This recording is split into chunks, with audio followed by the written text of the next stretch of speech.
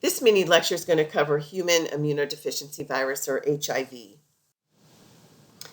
Infection by HIV results in the eventual destruction of the immune system, and there's a retrovirus that attacks the CD4 T lymphocyte cells, causing cellular death.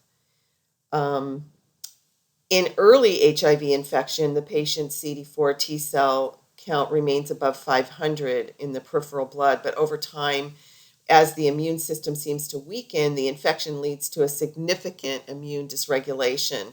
And then the patient's CD4 T cell count does begin to decline. And when this occurs, the patient becomes more susceptible to the opportunistic infections. And also, there can be severe immunodeficiency as well as malignancies.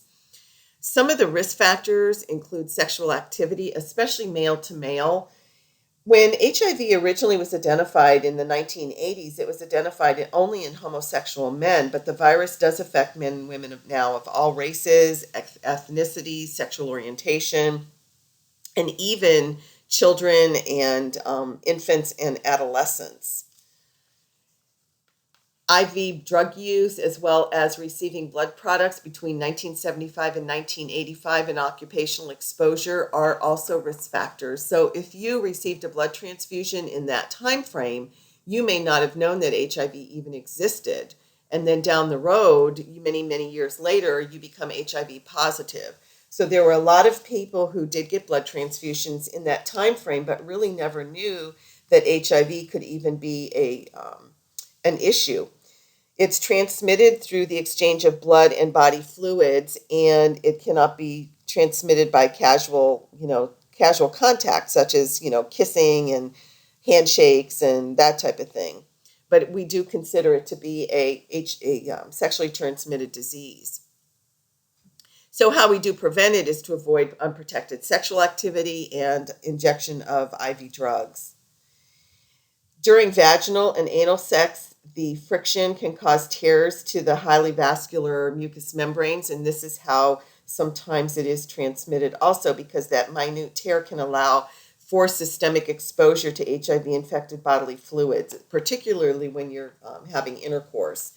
Condoms can also prevent the exchange of secretions, and anyone who has had unprotected sex without a condom or any other form of barrier protection is considered at risk for HIV. It also can be transmitted through sharing of the needles, as we know, and so, we have to be very cautious with IV drug users, and they're a very high risk group, and of particular relevance to healthcare workers. Needle stick injuries are more common, especially if that's the most common occupational exposure to HIV. The screening recommendations by the United States Preventative Service Task Force have been available since maybe about 2011 or 12. And they do recommend that we do screen anyone in the age group of 15 to 65 years old. Now, that does not mean that we should not screen someone outside of those ranges of age, but we need to look at their risk factors. And if we do think that they are at risk or have an increased risk, then we need to screen them no matter what age they are. They also want us to screen pregnant women for HIV, and if they present in labor and they have not been tested and we don't know their HIV status, then they should be tested. There are grade A recommendations in regards to this screening, and the task force is now in the process of updating some of these recommendations. But when we look at the grade A recommendations, these mean that they feel that there's substantial evidence that that does warrant the practitioner to go ahead and screen. So their recommendation is that we do offer this as a benefit and do go ahead and provide this as a service. They are updating these, as I said. I would expect maybe by the end of 2018, they'll have some of the new recommendations come out, because they are looking at changing these. The screening guidelines changed in 2014 when the CDC published new recommendations for routine screening. And up until this time, when HIV was diagnosed in 1989, there have not been any changes. We used to do the ELISA testing, and then the gold standard was the Western blot test. That is no longer the case. Now they have a new algorithm, And as you look at the step process that they go through, there's an initial testing with a new fourth generation combination immunoassay of antigen and antibody. So this looks at both the HIV-1 as well as the HIV-2 antibodies. There's also a chance that this does reduce missing the diagnosis of HIV-2, which is why they've chosen now to add this into the initial testing phase. There's also a P24 antigen that would be very high in levels of early HIV infection and could be detectable for about 1 week after the initial exposure that the patient has. So it does reduce that window for them. But in speaking to some infectious disease specialists and nurse practitioner colleagues who work in infectious disease, they have difficulty getting the labs in the hospitals to run this P24 antigen unless the patient is having a transplant and they're on the transplant list.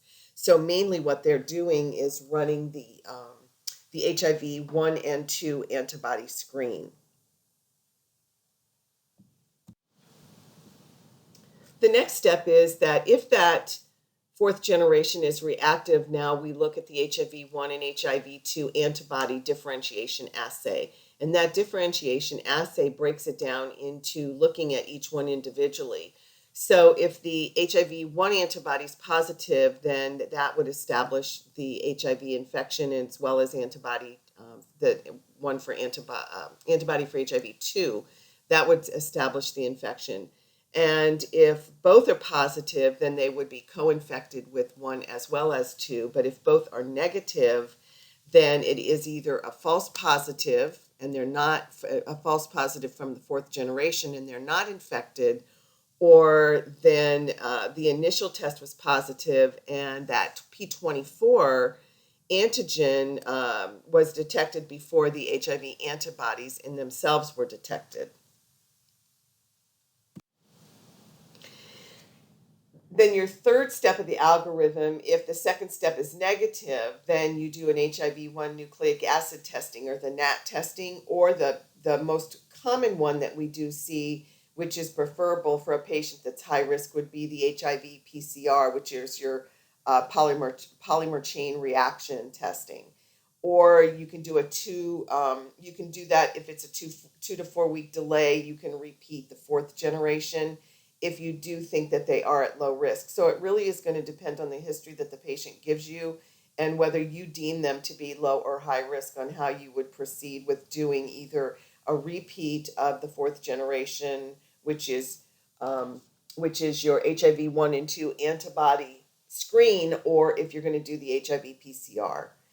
If the PCR or the NAT is positive, then they do have an acute HIV-1 infection. If it's negative, then they have no infection present. As we think about the stages of HIV infection, we look at 4 different stages here. And the first stage we look at is stage 1, which is your acute retroviral syndrome. And this will pop up 1 to 4 weeks after exposure and can last for 3 to 21 days. The stage 2 is your asymptomatic retroviral seropositivity, which lasts approximately 8 to 10 years. Usually there is no type of opportunistic infection that is involved here. But when you get into stage 3, they become symptomatic with HIV disease. And without treatment, this can last up to 1 to 3 years. They get lymphadenopathy, they get fungal infections. You'll see them come in with chronic yeast infections and a lot of dermatological problems. And this, when you start seeing patients come back with fungal infections all the time and dermatological issues and lymphadenopathy, you need to screen them for HIV. And then this goes into your full-blown AIDS in stage 4, where there's opportunistic infections and malignancies that do occur from this. Often present with mono, you'll see fever, adenopathy, pharyngitis, rashes, myalgias, the fatigue, and the night sweats, and they may also have some GI symptoms such as diarrhea, nausea, and vomiting. And these are really some of the most common symptoms that the patients present with as far as GI related goes. When you're looking at the physical findings of these patients, we need to make sure that we're looking at the oropharyngeal area as well as genital ulcers, because these are most often found in patients, and they're very, some of these genital ulcers are very shallow and they're very well demarcated. So when you're thinking about doing your physical on these patients, you need to be thinking about different areas to look at, looking at the lymph nodes, looking at axillary regions, the cervical, occipital, inguinal, and also looking for any type of ulcers that can be present. Backing up just a little bit to the history, we really need to be doing a careful history to determine what their risk is, and certain behaviors place them at a higher risk, as we all know. So in acute HIV infection, more than 8% of these patients will have these symptoms of fever, and they will have symptoms of sore throat, and they will have these myalgias and these headaches and that cervical lymphadenopathy with night sweats. Night sweats, about 50% of the patients will have. However, the majority of patients with an acute HIV infection are asymptomatic. When we're thinking about management of these patients, you're going to probably do an initial referral. So once you get these test results back and you know that they have HIV, their Western blot is positive, then you have to refer them. This not only helps to manage their fungal infections, but their skin disorders as well as any opportunistic infections. So sending them to infectious disease, and then they may need to be seeing dermatology, they may need to be seeing other specialists depending on what kind of opportunistic infections that they do have. Also doing the CD4 T cell count and plasmaviral RNA load are used, and they do that to follow the progress of HIV infections and AIDS. So this will be done also in infectious disease. And there's many specialists now who just specialize, they're infectious disease specialists, or even pulmonologists who just specialize only now in HIV. Then we talk a little bit about PrEP, and PrEP is pre-exposure prophylaxis, and this is the use of antiretroviral agents by HIV uninfected but at risk individuals, so they don't get HIV infection. So this is something that's really important to think about. The principles of management for early HIV infection are, you disclose your status, your HIV status, you start drug therapy to suppress the virus, and you monitor that drug therapy to see if it needs to be modified or even if it needs to be revised. So as we're looking at PrEP exposure, this is so you know that the patients are we're trying to monitor them very carefully, giving them tenofovir, and which is also called Truvada. One tablet once daily is the only drug that's FDA approved for PrEP, and it is covered by most health insurances. It is not a cheap recommendation, but it does work very well on PrEP.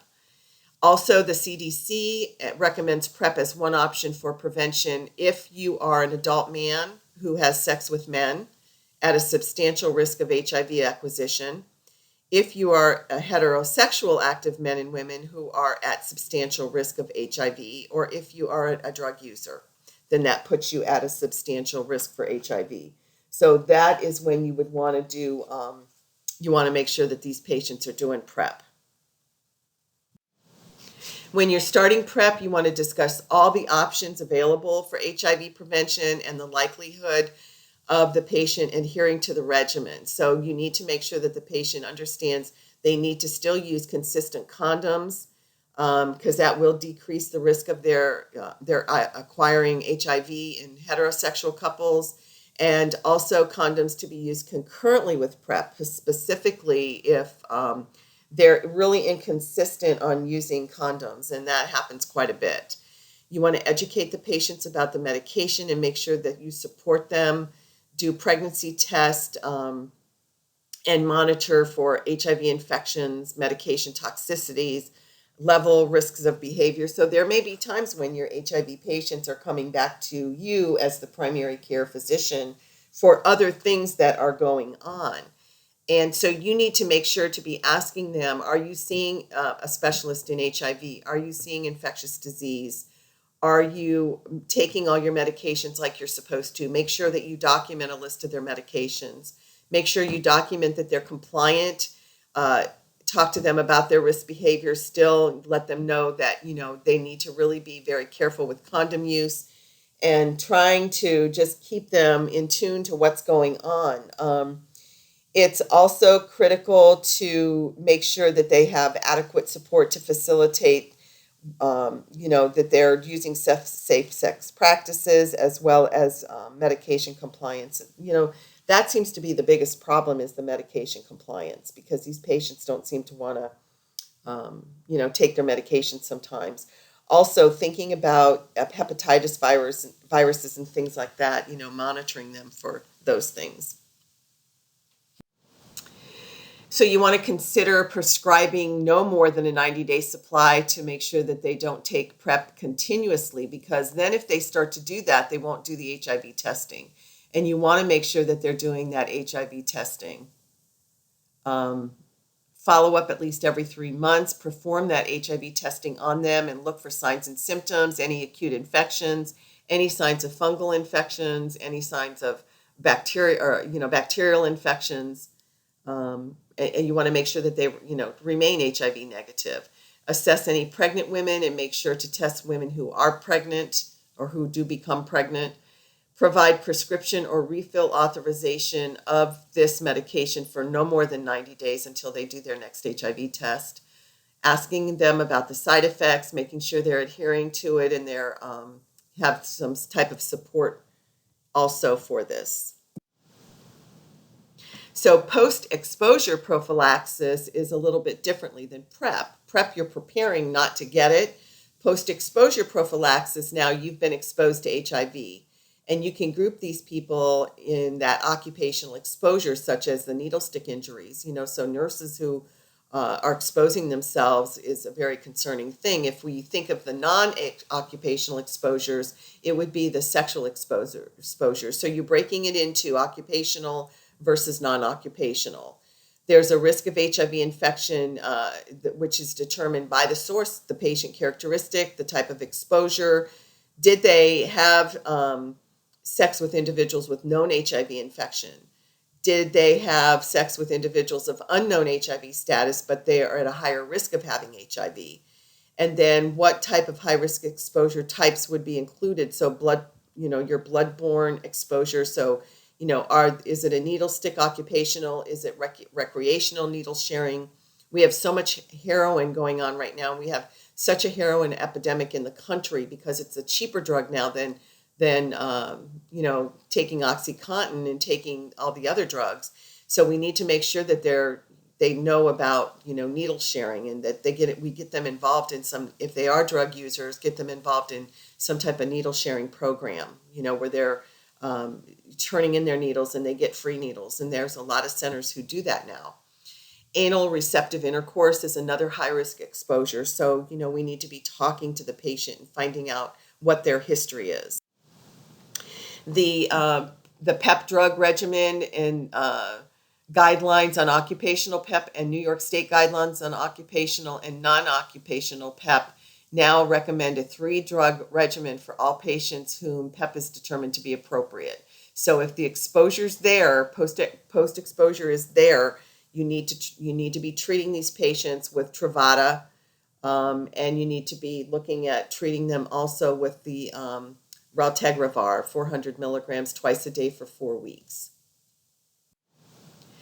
Once again, advising these patients to the need to begin PEP within 72 hours of exposure, continuing this for full 28-day course, reviewing the side effects of it, because this is not a drug that's going to be very comfortable for them to take. They're not going to feel well.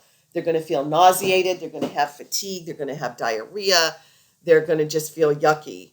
You need to also review the possibilities. So monitoring, lab monitoring for liver function tests and renal function is really important to detect any complications that are starting to occur in these patients that are taking this. When we're thinking about follow-up on the patients, monitoring a CBC, looking at their electrolytes, as I said, kidney, liver function during treatment, and usually we do this around 2 weeks after the treatment has started. And that gives you a pretty good baseline if their elevation is starting to occur. For repeat testing for HIV, then you perform the serology at 6 weeks, 3 months, and 6 months after exposure. Although 6-month testing is not recommended by some agencies, as 99% of infectious patients have antibodies at 3 months. Testing may be done only at 6 weeks and 4 months if the combination HIV antibody P24 antigen, so your ABAG, is used and is negative at both time points. That's when you only need to do it, then at 6 weeks and 4 months.